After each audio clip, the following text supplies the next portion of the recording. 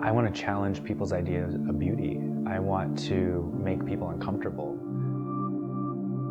She spoke specifically about depression and about believing that everything happens for a reason. No concerns about having this big scar across her neck. So I knew that those things were all going to be aspects of her that were going to naturally come through in the photographs.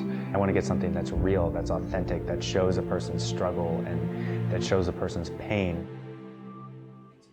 So we just had a nice, deep conversation about life and about what she's just been through and what she was hoping to capture with this whole experience of doing a photo shoot. It's still very fresh, and I'm kind of still lost because I need to first heal myself. I don't really know what I want anymore. I felt that maybe it's because of the depression. I don't have many dreams anymore, or I'm in front of a wall right now.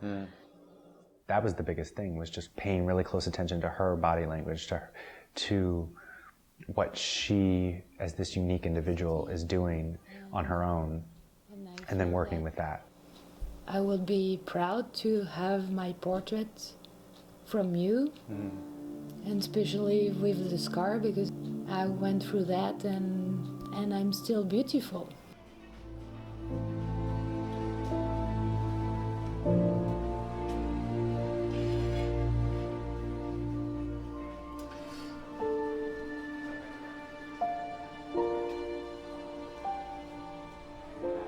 So the scar's going to be really best there, but I think the combination is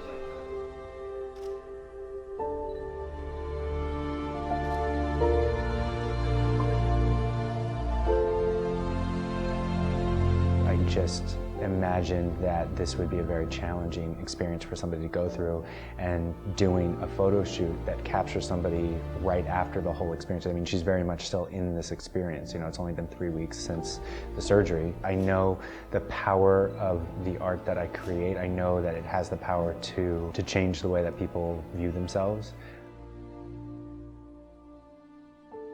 I'm interested in depth. I'm interested in what it really means to live a full life. And I'm not really fascinated by people only because they're outwardly they appear to be beautiful. That's not really impressive to me. What's more impressive is the actual experience that people go through and overcome.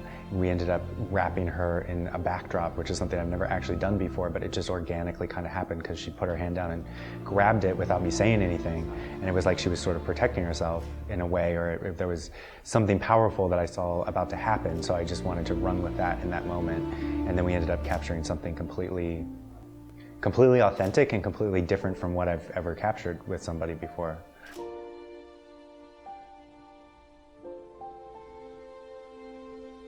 Because I've struggled a lot in my own life, and I've overcome a lot. I know what it's like to be depressed, to be suicidal, to be lost. I know what all of those experiences are like, even if I don't know what it's like to have cancer. So I wanted to drape her in just fabric. She told me that she doesn't really wear makeup. She doesn't really style her hair that much, and I thought that's perfect because we're actually wanting to capture something very authentic and very real. And I am sick of seeing so many people on social media that are just obsessed with wanting to look their best when there's not really a lot of focus being put on actually taking a good image. And so by just wrapping her in a piece of fabric, it's almost like the antithesis of high fashion, of labels, of how much money you make.